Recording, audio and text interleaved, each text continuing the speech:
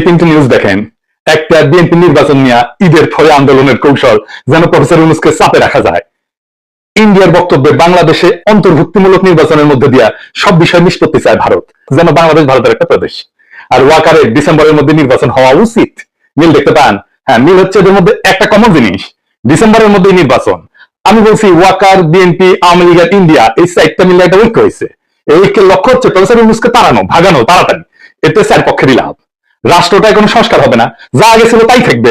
ঘুরে মাগুর স্যাং আর্মি জেনারেলরা যে আকাম করছে, গুম খুনে যুক্ত ছিল, সেটার বিচার হবে না। জুলাই আগস্ট বিপ্লবে ওয়াকারে আর্মি গুলি করে মানুষ মারিছে। গতকাল নেত্র নিউজ একটা রিপোর্ট আসছে, 5ই আগস্ট সকালে আর্মি টার্গেট করে মাথায় গুলি করে মানুষ মারছে, টার্গেট করে বিনা উস্কানিতে। এই যে এটা দেখে নিয়েন, খুব ভালো রিপোর্ট করছে এটা। এগুলোর বিচার যেন না হয়, এইটা ওয়াকার চায়। যারা গুম খুনে যুক্ত ছিল তাদের যেন বিচার না হয়, বিডিআর হত্যাকাণ্ডের যেন বিচার না হয়। শুনেন তার মুখেই, এই বর্বরতা কোনো সেনা সদস্য করেনি, সম্পূর্ণটাই তদানীন্তন বিজিবি সদস্য দ্বারা সংঘটিত। Full stop. এখানে কোনো ইফ এবং বাট নাই। এই ওয়াকারের নেতৃত্বে প্রাণঘাতী অস্ত্র দিয়ে বিক্ষোভকারীদের গুলি করে মারা হয়েছে। আয়নাঘর ভিজিট করতে বাধা দিয়েছে প্রফেসর ইউনূসকে। নিজে গেছে ভিজিট করতে, উনি গেছে ভিজিট করতে, ওর আর্মি অফিসার মতো এই কাজ করেছে। ওই গেছে, যায় নাই। হাসনাতকে ডাইকা হুমকি দিছে, পরিশুদ্ধ আওয়ামী লীগ আনবে, ইন্ডিয়া সিকুর দিচ্ছে ইনক্লুসিভ নির্বাচন করে।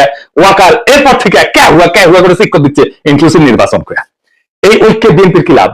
সে আর একটা আওয়ামী লীগ হয়ে উঠতে পারবে, ফ্রিস্টাইলে লুটপাট করবে, ভোটার ছাড়া নির্বাচন করবে, গুম খুন শুরু করবে। করছিল তো 2 কোটি নাকি ভোটার, না 1.5 না 2 কোটি ভোটার ভুয়া ভোটার তালিকা করছিল। ক্রসফায়ার করবে, ক্রসফায়ার তো শুরু করছিল বিএনপি, জানেন তো। এটা নিয়ে আসি চ্যানেলে এপিসোড করিয়া। আওয়ামী লীগের লাভ, তার বিচার হবে না। এত জুলুম চালানোর পরে যে দলটা নিশ্চিন্ন হয়ে যাওয়ার কথা ছিল, সে আবার ফিরে আসবে রাজনীতিতে।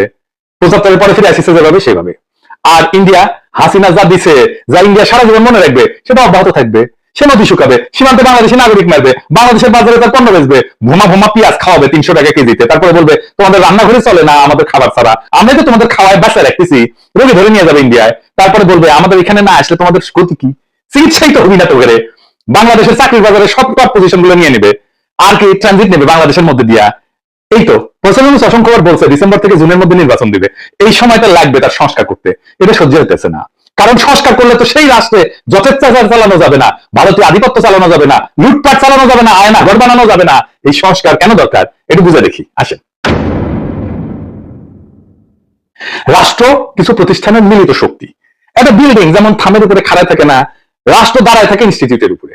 যেমন ধরেন আদালত একটা ইনস্টিটিউট বা প্রতিষ্ঠান, আমলাতন্ত্র বা ব্যুরোক্রেসি একটা প্রতিষ্ঠান, মিডিয়া একটা প্রতিষ্ঠান, সেনাবাহিনী একটা প্রতিষ্ঠান, পুলিশ একটা প্রতিষ্ঠান, এমনকি বাজার একটা প্রতিষ্ঠান, অর্থনৈতিক ব্যবস্থা একটা প্রতিষ্ঠান, শেয়ার মার্কেট একটা প্রতিষ্ঠান, নির্বাচন কমিশন একটা প্রতিষ্ঠান। এগুলো কিসের উপরে টিকে থাকে? কার্যকর থাকে কিভাবে? একটা জিনিসে, একটা মাত্র জিনিসে এগুলো কার্যকর থাকে, সেটা হচ্ছে ট্রাস্ট বা বিশ্বাস। আপনার আদালতের উপরে বিশ্বাস থাকতে হবে যে আপনি ওখানে যে ন্যায় বিচার পাবেন। পুলিশের কাছে গেলে আপনি নিরাপত্তা পাবেন, বিশ্বাস থাকতে হবে। নির্বাচনে অবাধে ভোট দিতে পারবেন, এই বিশ্বাসটা থাকতে হবে। প্রশাসনের কাছে গেলে বিনা ঘুষে সেবা পাবেন, এই বিশ্বাস থাকতে হবে। আর্মি আমার রাষ্ট্রকে নিরাপত্তা দেবে, এই বিশ্বাসটা থাকতে হবে। সরকারি হাসপাতালে গেলে রোগের সুচিকিৎসা পাবেন, এই বিশ্বাসটা থাকতে হবে। শেয়ার মার্কেটে গেলে নিরাপদে বিনিয়োগ করতে পারবেন, এই বিশ্বাসটা থাকতে হবে। বাজারে স্বাস্থ্যসম্মত নিরাপদ পণ্য পাবেন সুলভে, এই বিশ্বাসটা থাকতে হবে। তো আপনি কি এইগুলা পান না? আপনি ভোট দিতে পারেন না। ঘুষ ছাড়া ফাইল নড়ে না।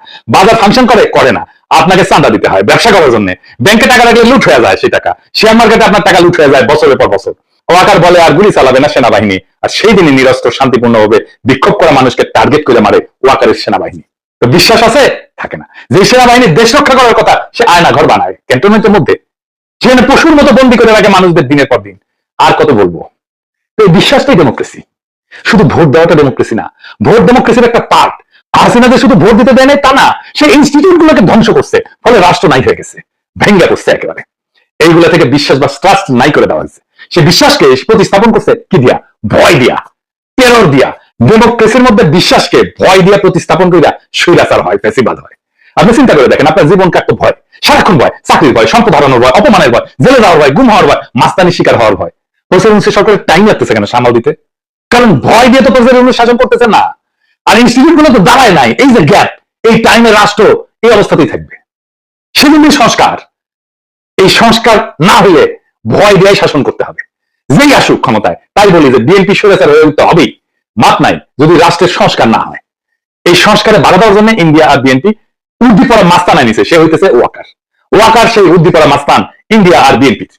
সে ওয়াকার ইন্ডিয়ার সাথে দেশের রাজনৈতিক গতিমুখ অন্যদিকে ঘুরে দিতেছে। কিভাবে?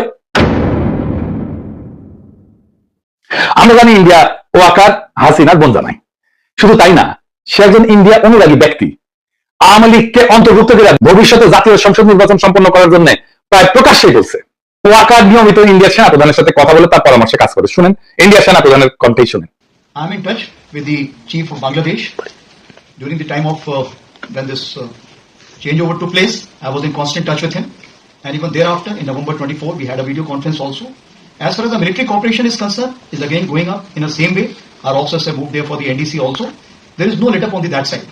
When we talk about the relationship we should talk about when there is an elected government.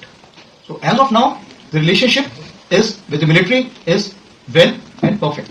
এটা ভারতীয় সরকারের পক্ষ থেকে বারংবার দাবি করা হয়েছে। ভারতীয় মিডিয়ায় পালকি শর্মা ওয়াকারকে ভারতপন্থী জেনারেল বলে পরিচয় করে দিয়েছে। শুনেন। The army chief is against it. He is seen as a pro-India officer. Fascist হাসিনার পক্ষ অবলম্বন করে সে এই অপরাজনীতি করেই চলতেছে। এর বিপরীতে অন্তর্বর্তীকালীন সরকারের প্রধান উপদেষ্টা ডক্টর মোহাম্মদ ইউনূস কোনো রাজনীতি বুঝেন না বা করেনও না, অথবা করতে পারেন না। কিন্তু বিএনপির বিপরীতে ব্যাপকভাবে তার জনপ্রিয়তা বাড়তেছে। এর কারণ কি? তিনটা কারণ, প্রধান কারণ। প্রথমত, তার সরকার দুর্নীতিমুক্ত। তিনি খুনি হাসিনার আমলে যেভাবে বাংলাদেশকে লুটপাট করে দুইলিয়া করে ফেলা হয়েছে তার শক্ত হাতে বিচার করতে চান। দ্বিতীয়ত, দেশবাসীর সকল মৌলিক মানব এবং রাজনৈতিক অধিকার ছিনায় নেওয়ার অপরাধে তিনি ফ্যাসিস্ট হাসিনার আওয়ামী লীগে শক্ত হাতে শাস্তি দিতে চান। 3 নাম্বার, বাংলাদেশ স্বাধীন হওয়ার পরে গত 53 বছর ধরে এদেশের ভাগ্য নিয়ে ইন্ডিয়া যেভাবে সিনেমিনি খেলছে এবং দীর্ঘ 15 বছর ফ্যাসিবাদী দুঃশাসনকে সমর্থন দিয়ে তারা বাংলাদেশকে যেভাবে ভুগাইছে, তাতে তিনি ক্ষুব্ধ এবং ক্রুদ্ধ। দেশবাসীকে বোকা ভাবার কোনো কারণ নাই। মানুষ বোঝে কেন আজ অধ্যাপক মোহাম্মদ ইউনূসকে সমর্থন করতে হবে। অভিন্ন কারণে সশস্ত্র বাহিনীর 95% সদস্য বুঝে এই অন্তর্বর্তীকালীন সরকারের প্রধান উপদেষ্টার পেছনে কেন একজোট হয়ে দাঁড়াইতে হবে। কারণ এটা বাংলাদেশের স্বাধীন অস্তিত্ব এবং সার্বভৌমত্বের প্রশ্ন। স্বাধীন সত্তা নিয়ে ইন্ডিয়ার মুখোমুখি দাঁড়ায় আপন দেশের জনগণের স্বার্থে রাষ্ট্র পরিচালনার বিষয়। আর সেই দেশবাসীরা যখন দাঁড়ায় যায়, তখন জেনারেল ওয়াকার সহ অল্প কিছু কর্মকর্তা ভিন্ন কিছু করার সুযোগ হারায় যায়। গত পরশুদিন বুধবার ঢাকা সেনানিবাসে সেনা প্রাঙ্গনে অফিসার্স অ্যাড্রেসে সেনা প্রধানের দেওয়া বক্তব্য বলে গণমাধ্যম এবং সামাজিক মাধ্যমে যা প্রচার করা হয়েছে তা বিশ্লেষণ করলে 3টা সত্য উদ্ঘাটিত হয়। কি কি? 1 নাম্বার, ফ্যাসিবাদী দল আওয়ামী লীগের কার্যক্রম নিষিদ্ধ হওয়ায় জেনারেল ওয়াকার সহ তার ঘনিষ্ঠ সহযোগীদের ছোট্ট গ্রুপটা খুবই বিক্ষুব্ধ হয়ে পড়ছে। কোন কারণ না থাকার পরেও এই ক্ষুদ্র গোষ্ঠীতে বিচারের মুখোমুখি হওয়ার ভয়ে বা চাকরি হারানোর ঝুঁকিতে ক্লান্ত, হতাশ এবং কাতর হয়ে পড়ছে। দ্বিতীয়ত, সেই কারণে তারা অন্তর্বর্তীকালীন সরকারের সংস্কার কার্যক্রম, রোহিঙ্গা প্রত্যাবর্ষণের লক্ষ্যে গৃহীত পদক্ষেপ এবং জুলাই ঘোষণা এবং প্রক্লেমেশনকে বাধাগ্রস্ত করার উদ্যোগ নিচ্ছে। তৃতীয়ত, সরাসরি জাতীয় স্বার্থের বিরুদ্ধে অবস্থান নিয়ে এই গোষ্ঠীটি শত্রুভাবাপন্ন ইন্ডিয়ার স্বার্থকে অগ্রাধিকার দিচ্ছে। প্রতিবেশী এই দেশটার পক্ষ নিয়ে তাদের এজেন্ট হিসেবে বাংলাদেশ বিরোধী কার্যক্রমে লিপ্ত জনধিকৃত ফ্যাসিস্ট দলটিকে সঙ্গে নিয়ে সকল দলের অংশগ্রহণের মধ্য দিয়ে অন্তর্ভুক্তিমূলক জাতীয় সংসদ নির্বাচনের তত্ত্ব হাজির করে প্রধান উপদেষ্টার উপর চাপ সৃষ্টি করতেছে। জাতীয় স্বার্থ বিরোধী অন্তর্ঘাতমূলক অপকর্মে জড়িত জেনারেল ওয়াকার চক্র ইন্ডিয়ার পাশাপাশি বিএনপিকে তাদের সাথে যুক্ত করতে পারছে। লক্ষ্য করলে দেখবেন, একদিকে ইন্ডিয়া একের পর এক বাংলাদেশের স্বার্থ বিরোধী নানান ব্যবস্থা নিচ্ছে, অন্যদিকে বিএনপি দেশব্যাপী অস্থিতিশীলতা সৃষ্টি করার লক্ষ্যে লাগাতার ভাবে নানা ক্ষতিকর কর্মসূচি দিয়ে যাচ্ছে। সেনাপ্রধান, ইন্ডিয়া এবং বিএনপির মধ্যে আজ যে রাজনৈতিক সমঝোতা গড়ে উঠছে, এইটা তার ইঙ্গিত বা প্রমাণ।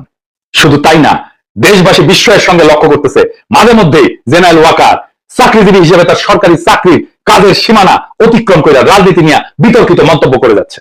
তার পছন্দের নিষিদ্ধ দল তার পক্ষ অবলম্বন করে সশস্ত্র বাহিনীকে অপব্যবহারের চেষ্টা চালাচ্ছেন, যা ফ্যাসিবাদের অন্ধকার যুগে কখনোই তাকে করতে দেখা যায়নি। ফ্যাসিবাদের অন্ধকার যুগে কখনোই সে সরকারের উপরে চাপ সৃষ্টি করে নাই। তিনি তখন খুনি হাসিনাকে সেবা দান এবং ঘাতক, হন্তারক এবং লুটেরাদের ক্ষমতা নিরঙ্কুশ এবং চিরস্থায়ী করার কাজে ব্যস্ত ছিলেন।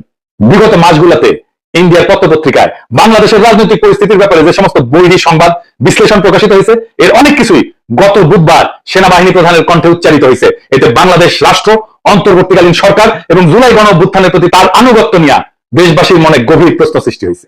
এতে আমরা শঙ্কিত, হতাশ এবং বিক্ষুব্ধ।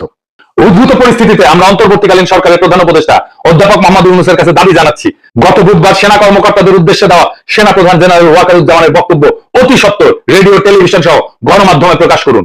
অফিসারদের উদ্দেশ্যে দেওয়া বক্তৃতায় তিনি কি বার্তা দিচ্ছেন এবং কোন প্রশ্নের কি জবাবে কি বলছেন, এর ধারণকৃত বিবরণ, রেকর্ডেড অ্যাকাউন্ট দেশবাসী শুনতে চায়। আর আপনারা জানেন, প্রফেসর ইউনূস বিএনপির চাপ আর ওয়াকারের বেদ্যুতিতে পদত্যাগের সিদ্ধান্ত নিয়েছেন। এর দায় ওয়াকার এবং বিএনপির। এখন করণীয় কি? ওয়াকার আর বিএনপিকে আমি একটা থিওরিটিক্যাল অবস্থার কথা বলি। প্রফেসর ইউনূস যদি জাতির উদ্দেশ্যে ভাষণ দেন আর ওইখানে যদি বলেন, আমি একটা ভালো নির্বাচন দিতে চাইছিলাম প্রয়োজনীয় সংস্কারের পরে, আমি তারিখও বলছি, সামনে বছরের জানুয়ারি থেকে জুনের মধ্যে যেন পরবর্তী সরকার ভালোভাবে দেশ চালাইতে পারে, সংস্কারটা সম্পূর্ণ হয়, রাষ্ট্রটা গড়ে ওঠে। কিন্তু ভারত সেনাপ্রধান এবং বিএনপি যৌথভাবে ডিসেম্বরের আগেই নির্বাচন চায়। আমি যেহেতু এর আগে করতে পারবো না, নির্বাচন দিতে প্রস্তুত হতে পারবো না, আমি বিএনপি আর সেনাপ্রধানকে আরেকটা তত্ত্বাবধায়ক সরকার গঠন করতে আহ্বান জানাই। আমরা তাদের কাছে ক্ষমতা দিয়া আমাদের কাছে চলে যাবো। প্রফেসর ইউনূসের নিয়োগ দেওয়া সবাই যদি একসাথে পদত্যাগ করে চলে যায়, নির্বাচন প্রধান, নির্বাচন কমিশনার সহ, আপনারা সামলাইতে পারবেন? পাবলিকের নাই কিন্তু একটা মাটিতে করবে না। এরপর যদি জামাত আর এনসিপি নির্বাচনে না আসে কেমন হবে? নিজেরাই হাসিনা যেরকম হাতমারার নির্বাচন করেছিল, ওরকম হাতমারার নির্বাচন করতে হবে। আপনারা ডিসেম্বর কেন, এই মাসে নির্বাচন করে ফেলেন, দেরি হলে লেট হয়ে যাবে। নেন ক্ষমতা, নেন, এতই শখ নেন, নিজেরাই নেন। আমি কসম আমাদের প্রধান উপদেষ্টা বানান, দেখি উনি নাকি কয়েক মাসের মধ্যে নির্বাচন করে করুক না। মির্জা ফখরুলকে প্রধান নির্বাচন কমিশনার বানিয়ে দেন। একটা ভাঙা রাষ্ট্রকে গুছাইতে সময় লাগে, আর সেই সময়টা দিতেই চায় না যারা ভাঙার কারিগর। ওয়াকার, ইন্ডিয়া, বিএনপি, আওয়ামী লীগ 4 জনে মিলে একটা অশুভ ঐক্য তৈরি করছে, যাতে রাষ্ট্রটা আর কখনো ঠিক না হয়, বিচার না হয়, সংস্কার না হয়, ইনস্টিটিউশন না দাঁড়ায়। ভয়টা থেকেই যায়, কারণ ভয় থাকলেই তারা শাসন করতে পারবে। কিন্তু ভয় আর বিশ্বাস, এই দুয়ের মধ্যে বেছে নিতে হবে বাংলাদেশকে, আমরা কোনটা চাই। প্রফেসর ইউনূস ভয় দিয়ে শাসন করতে চায় না, তাই তিনি বলছেন সংস্কার ছাড়া নির্বাচন মানে প্রতারণা। অথচ ওয়াকাররা বলতেছে ডিসেম্বরেই ভোট করো। কেন?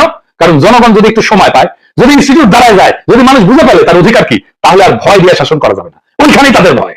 এই নির্বাচন মানে আরেকটা স্পিড ব্রেকার, যাতে ট্রাস্ট বা বিশ্বাস তৈরির কাজ থেমে যায়, জনগণের ক্ষমতা না বাড়ে। তাই বলছি, এখনই সময় তাদের এই অশুভ ঐক্যের বিরুদ্ধে জনগণের ঐক্য করার। বিএনপি, আওয়ামী লীগ, ওয়াকার আর ভারতের এই অশুভ ঐক্য ভেঙে দিতে হবে।